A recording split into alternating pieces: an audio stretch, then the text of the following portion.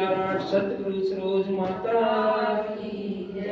तो सतगुरु से मिटते हैं सभी बाधा और पीड़। जो श्री सतगुरु के चरणों में आ जाते हैं उनकी सभी बाधा और पीड़ मिट जाती हैं और गुरुदेव भगवान उनको अपने समीप रखते हैं।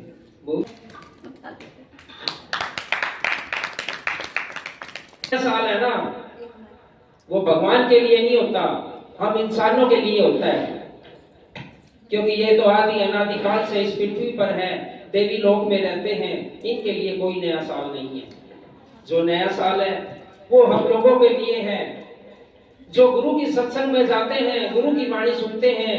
गुरु जी महाराज कहते हैं कि आप सत्संग कर कर रात को 12 बजे तक सत्संग करिए, तब नया साल मनाइए। क्योंकि गुरुवाणी बहुत मधुर होती है, आपको अच्छे रास्ते पर लाती है। क्योंकि इस तरीके से नया साल मनाने से कोई फायदा नहीं है। और नया साल हमारे जीवन में कैसे मनाया जाता है, गुरु जी महाराज बताते हैं कि अपनी कोई भी एक बुराई हर साल छोड़ते चले जाएं। कोई मदिरा पीता है तो 1 साल प्रण ले लीजिए कि आज के बाद मैं इस नए साल से ये सब कुछ छोड़ दूंगा। कोई बीड़ी पीता है तो उसको छोड़ सकते हैं, कोई नशा पता कर सकते हैं। और मेरी माता बहने, बुराई चुगली द्वेष भाव छोड़कर, एक बुराई को छोड़कर आप श्री भगवान के चरणों में लग सकते हैं। इसे कहते हैं नया साल। बोलिए गुरुदेव भगवान। तो भाई एक बुराई अपने शरीर से छोड़ दीजिए और माता रानी के चरणों में दे दीजिए, इसी को कहते हैं नया साल। और गुरु का सत्संग करिए। बोलिए गुरुदेव भगवान की जय। तो एक बार एक शिल्पकार जो मूर्ति बनाने वाले होते हैं, उसके पास एक आदमी आता है और वो कहता है, अरे भाई एक मूर्ति बना दे बहुत सुंदर, मैंने अपने घर पे रखनी है, उसकी पूजा पाठ करनी है। और वो अगले दिन जंगल में चला जाता है और जंगल में जाकर दूर जंगल से एक पत्थर ढूंढ के लाता है, बहुत सुंदर पत्थर ढूंढ के लाता है, ताकि इसको तराश कर मूर्ति बनाई जा सके। लेकिन जब रास्ते में आता है तो उसको एक पत्थर और दिखाई देता है रास्ते में। भाई ये भी बहुत सुंदर पत्थर है, इसको भी अपने साथ ले जाऊंगा और तराश कर मूर्ति बनाऊंगा, कोई ना कोई सज्जन पुरुष इसको ले लेगा। तो जैसे ही जो जंगल का पत्थर होता है उसको तराशने लग जाता है शिल्पकार मूर्ति बनाने के लिए, हथौड़ा छेड़ी उसके ऊपर बजाता है।